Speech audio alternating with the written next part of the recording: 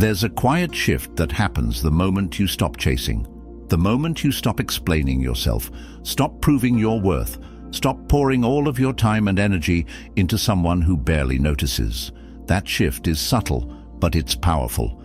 It's the moment you reclaim yourself. Here's the truth most men don't want to face.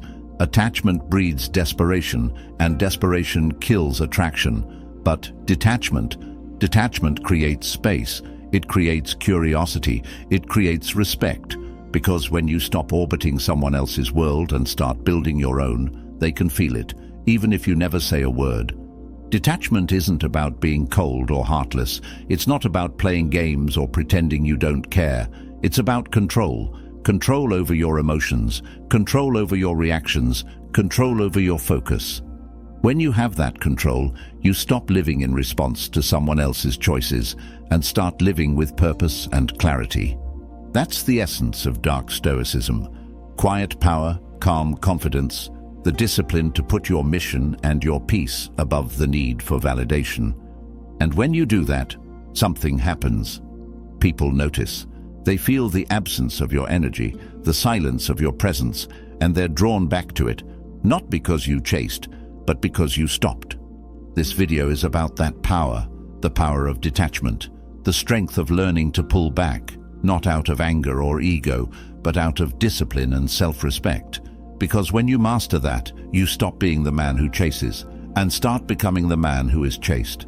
If you're ready to stop bleeding energy into people who don't value it and start moving with quiet, unshakable strength, hit that like button, subscribe, turn on notifications, and comment below. I rise in silence, I move with power. Number 1. Why detachment is power. Detachment is power because it flips the script. When you're attached, when you're desperate for their approval, their attention, their validation, you've handed them control over your emotions. Every text, every look, every shift in their energy can ruin your day. That's not love, that's dependence. But when you detach, you take that control back. You stop living on their terms. You stop reacting to every little move they make. Instead, you start moving with intention, with calm, with focus, and that shift changes everything. The Stoics taught this as the foundation of freedom. Marcus Aurelius wrote, "You have power over your mind, not outside events." Realize this, and you will find strength. Detachment is that strength in action. It's the discipline to stay grounded in who you are, no matter what anyone else does. Psychologically, detachment rewires your behavior. It stops the cycle of overinvestment and keeps you from pouring into someone who isn't pouring back. It clears the noise in your head so you can actually think clearly, see situations for what they are, and act with strength instead of fear. And here's the paradox. The moment you stop chasing is the moment they start paying attention. Because confidence is magnetic, and the man who doesn't need approval, who isn't constantly seeking reassurance, is the man people are drawn to. Detachment doesn't make you less human. It makes you more disciplined, and that discipline over your mind, your emotions, and your energy is what makes you unshakable. Number 2.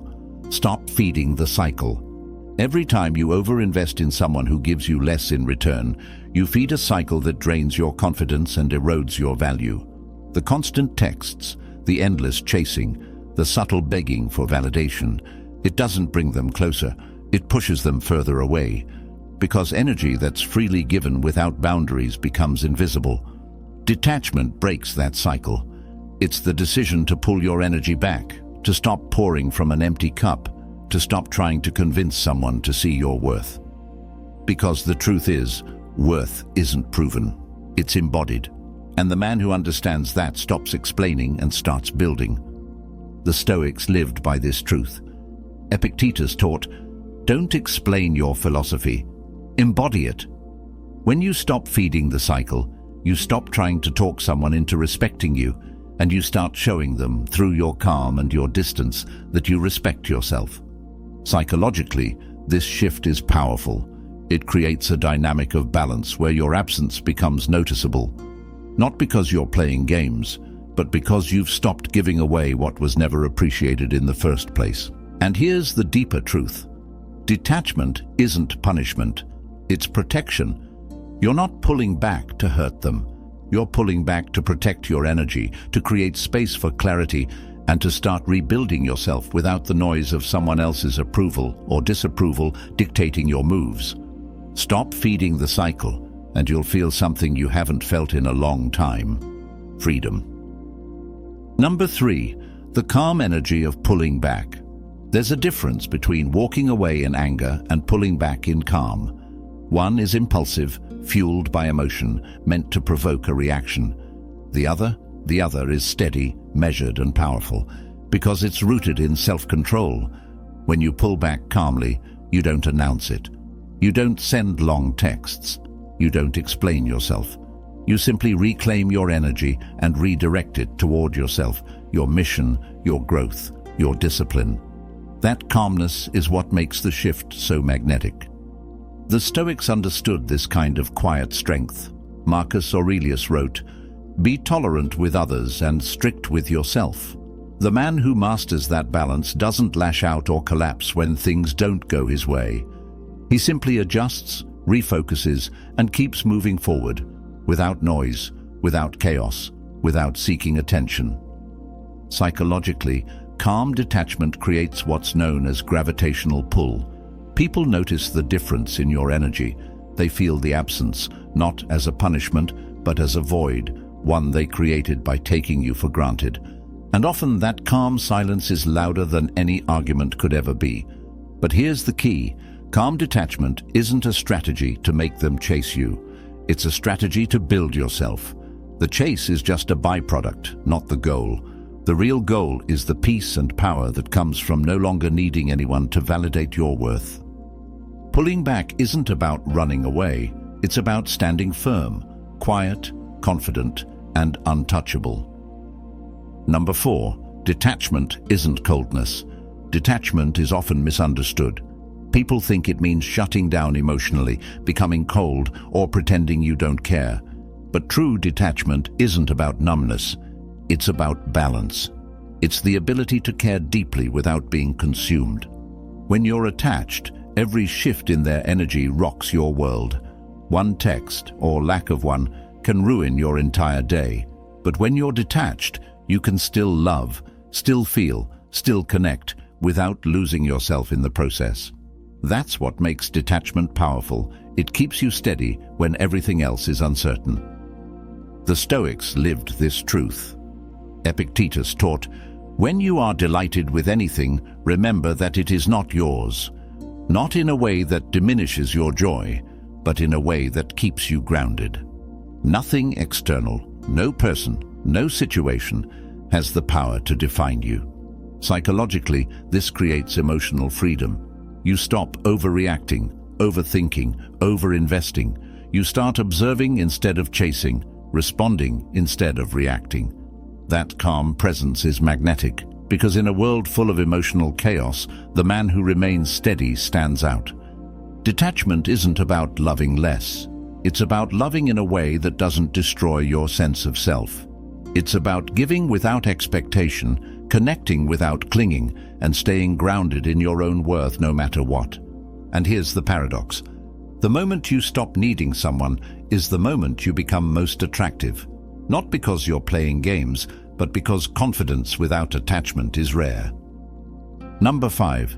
Scarcity creates value. Human nature is simple. We value what feels rare. When you're always available, always answering instantly, always rearranging your life, always giving without boundaries, you make yourself common, predictable, easy to ignore. But when you detach, when you calmly step back, stop overgiving and start protecting your energy, your presence becomes scarce, and scarcity creates value. It forces people to pause, to reflect, to realize that your attention, your time, and your energy aren't guaranteed. The Stoics understood this long before modern psychology. Seneca wrote, "Associate with those who will make a better man of you. Welcome those whom you yourself can improve." In other words, treat your presence like an investment, not a handout. When you start living that way, people notice. Psychologically, this triggers something powerful, the principle of perceived value. When you're no longer in constant reach, your absence creates a quiet gravity. The energy they once took for granted suddenly feels rare, and rare is irresistible. But here's the paradox. By the time that shift happens, you won't be waiting for their reaction. Because scarcity isn't about manipulation, it's about self-respect. It's about recognizing that your time, your attention, and your peace are valuable and refusing to give them away to anyone who hasn't earned them. When you create that kind of scarcity, not by playing games, but by building boundaries, you don't have to chase. Because the man who respects himself enough to pull back is the man people are drawn to, whether they admit it or not. Number 6, the Stoic mindset of self-priority. Detachment becomes effortless when you embrace a simple truth. Your life must be built around you, not around anyone else. Most men make the mistake of putting someone else at the center of their world, chasing their validation, shaping their identity around being chosen, and that's why they crumble when that person pulls away. The Stoic mindset flips that script. Marcus Aurelius wrote, "Waste no more time arguing what a good man should be. Be one your mission, your purpose, your growth. These become the foundation of your life. People aren't your center, you are." Psychologically, this shift is liberating. When you prioritize yourself, not in a selfish way, but in a disciplined, grounded way, you stop moving from desperation. You stop waiting for permission to grow, to build, to rise. You simply start doing it. And that quiet confidence, that calm focus, changes everything. Self-priority isn't about shutting people out. It's about ensuring that your peace, your purpose, and your progress are non-negotiable. When you live that way, no rejection, no silence, no chaos can throw you off balance, because you've built a life that doesn't depend on anyone else to validate it. And here's the paradox. When you live with that kind of self-priority, you naturally become more attractive. People are drawn to men who don't need to be chosen because that energy is rare. But the real power isn't in their reaction, it's in your freedom. Because the man who makes himself the priority is the man no one, not her, not anyone, can control. Number 7, when the energy shifts. There's a moment, subtle at first, when everything changes. The calls and texts you stopped sending, the constant availability you stopped offering, the quiet confidence that replaced the anxious energy of chasing. That shift doesn't go unnoticed. Psychologically, this is called cognitive dissonance, when reality no longer matches the story someone has told themselves about you. They were used to you always being there, always reaching out, always giving without limit. But now, you've stepped back. You've reclaimed your time, your focus, your presence. And that absence is louder than any words could be. The Stoics knew this power well. Marcus Aurelius didn't need to shout his strength, he lived it. Epictetus didn't have to prove his wisdom, he embodied it. The shift in energy is what others feel when you begin to live in that quiet discipline. And here's the beauty of it. By the time they notice, you're no longer waiting for their reaction, because you've been too busy building, growing, and mastering yourself to care whether they chase or stay away. That's the paradox of detachment. You stop trying to create the chase, and that's exactly when it starts. Not because you manipulated anything, but because calm confidence is rare, and rare is magnetic.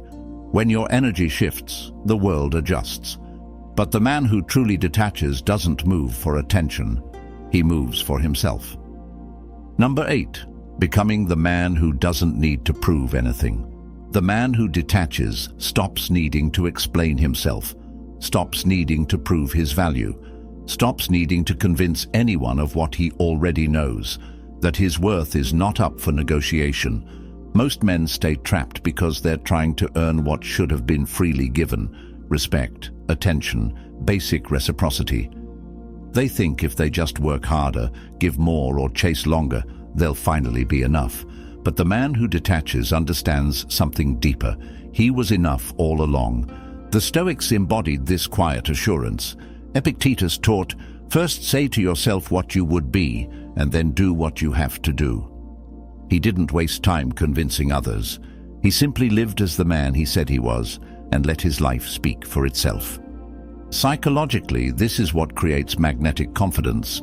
You stop moving from a place of fear and start moving from a place of calm. You don't need validation because you've already validated yourself through your discipline, your growth, and your purpose. And here's the paradox. The moment you stop trying to prove yourself, people start noticing you more. Not because you asked for their attention, but because quiet confidence is rare, and rare draws people in without trying.